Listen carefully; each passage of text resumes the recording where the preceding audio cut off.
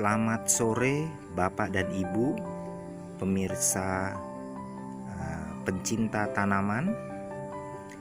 Pada sore ini menjelang malam, saya menerima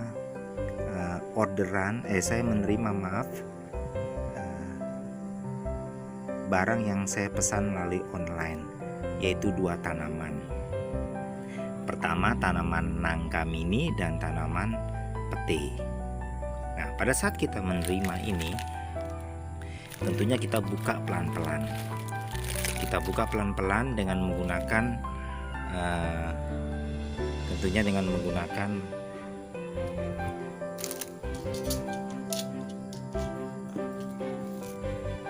cutter ya, dan gunting. Kita buka pelan-pelan.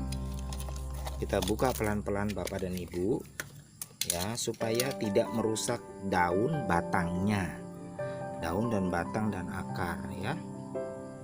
Lalu apa saja kita persiapkan selain gunting, cutter? Kita persiapkan juga ini ember, air ini kita isi 2 liter. Ini untuk ember ini volumenya 2 liter 2,5 ya. Jadi kalau saya isi penuh 2 liter. Kemudian apalagi yang saya harus persiapkan? Nah, ini dia yang paling penting. Ini dia. Ini tanaman B1 IP. Ini sebenarnya untuk manusia. Kita bisa beli di apotek ya. Saya beli di apotek. Ya, untuk manusia. Ini fungsinya untuk vitamin tanaman. Bisa digunakan juga untuk tanaman ternyata, supaya merangsang pertumbuhan akar tanaman dan membuat tanaman tidak stres. Jadi sore dan malam ini saya mau berbagi kepada Bapak dan Ibu pengalaman saya, ya. Mudah-mudahan pengalaman yang saya dapat bisa bermanfaat bagi Bapak dan Ibu yang senang dengan tanaman dan ingin tahu bagaimana memperlakukan tanaman yang kita beli setelah kita terima di rumah, dan bagaimana perlakuan yang benar supaya tanaman itu hidup, bertumbuh dengan sehat, ya. Lalu apalagi yang dipersiapkan? Nah, saya persiapkan ini batok kelapa, ya. Ini batok kelapa. Itu nah ini ditaruh di media, di dasar media bagian dalam. Jadi sebelum media tanah bercampur kompos, bercampur pupuk kandang ini diletakkan di dalam polybag ini, nah terlebih dahulu kita masukkan batok kelapa. Fungsinya apa? Fungsinya agar media tanah ini, kalau kita setiap hari kita siram dengan air, tentunya akan semakin padat. Jadi dengan kita memberikan batok kelapa ini, ya, kita sudah patah-patah menjadi kecil, bagi-bagi, potong-potong menjadi kecil, itu akan ada ruang di bawahnya, ruang udara. Dan juga batok kelapa ini, serbuk batok kelapa ini juga biasa dipakai untuk kokopit, ya, pembuatan kompos. Nah, ini juga bagus buat tanah, ya, untuk nutrisi media tanam ini, ya. Kemudian media tanam ini saya beli ini media tanam organik, tanah organik plus komposisinya daun teh, pupuk kandang, tanah subur, sekam bakar, unsur hara dan lainnya.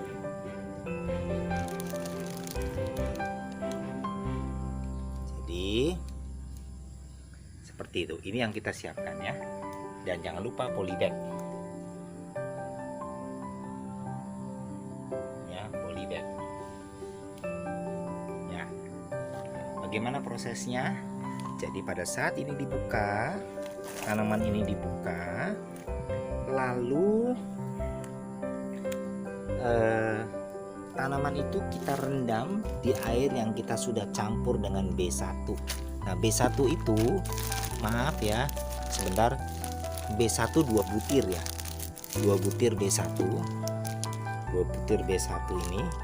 Nah, kita masukkan di plastik ini. Lalu kita hancurkan di dalam supaya tidak berantakan. Lalu vitamin B1 itu kita campurkan ke air gini. Ya, ini harus 2 liter ini karena ini sudah dipakai nih 2 liter. Nah, setelah itu tanaman tadi beserta dengan ini bekasnya nih. Ini bekas. Jadi tanaman tadi di dalam sini ada akarnya masuk di sini ya. Nah, ada akarnya, kemudian batangnya tuh semuanya. Lalu saya rendam di sini. Saya rendam di sini. Nah, saya masukkan di sini selama 15 menit. Saya basahi daunnya, batangnya dan akar selama 15 menit. Jadi nggak perlu kita keluarkan akarnya ya. Akarnya dengan tanahnya lalu kita rendam di sini. Karena apa? Kalau kita rendam di sini nanti jadi seperti ini, berantakan, akan hancur nanti. Ya. Karena tanahnya itu penting sekali.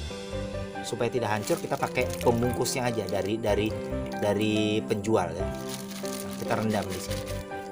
Setelah kita rendam, langkah berikutnya apa? Ya kita masukkan ke polybag ini. Kita masukkan polybag. Sebelumnya kita masukkan di dasar ini, dasar polybag ini nih. Batok kelapa ini ya. Nah, batok kelapa kita masukkan. Lalu kita masukkan media tanamnya yang ini ke dalam ini. Ya. Lalu kita bibitnya kita masukkan ke dalam polybag, kita tutup dengan tanah dan kita siramkan air B1 di sini yang tadi hasil rendaman itu.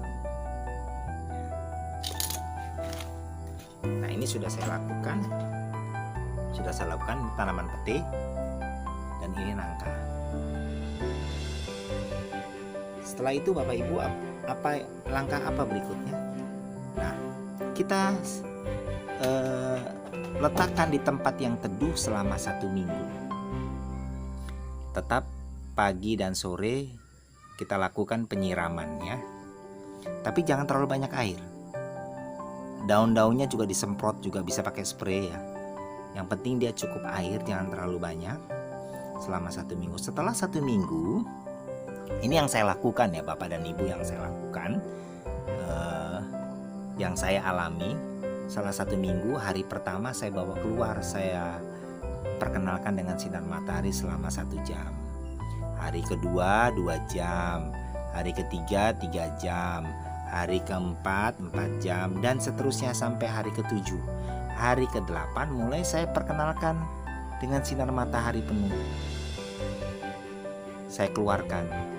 Tapi kalau kita harus terus merawat, memperhatikan ya. Kalau daunnya layu, langsung kita masukkan ke ruangan yang teduh lagi. Artinya dia tidak kena sinar matahari secara langsung.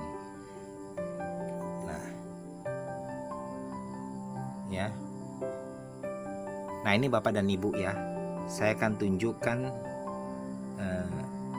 video yang berikut ini, bagaimana hasilnya.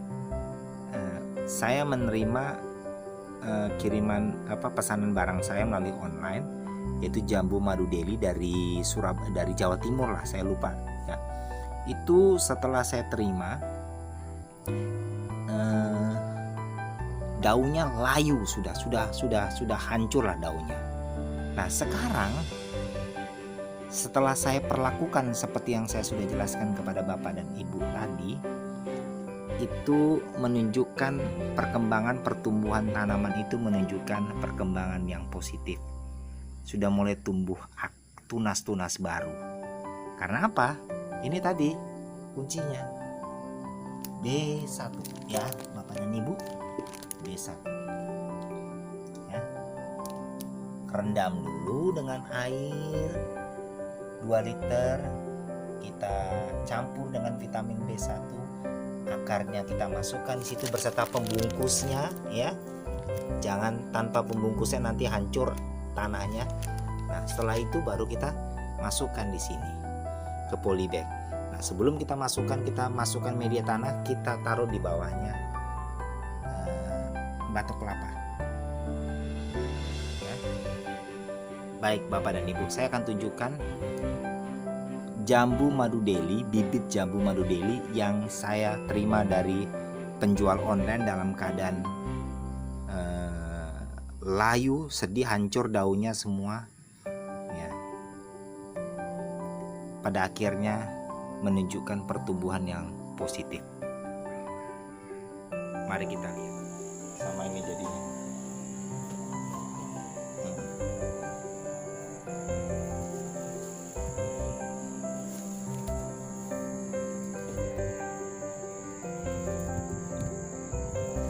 Proses terakhir penyiramannya dengan saya kocorkan dengan sisa air vitamin B1 ya. Oke.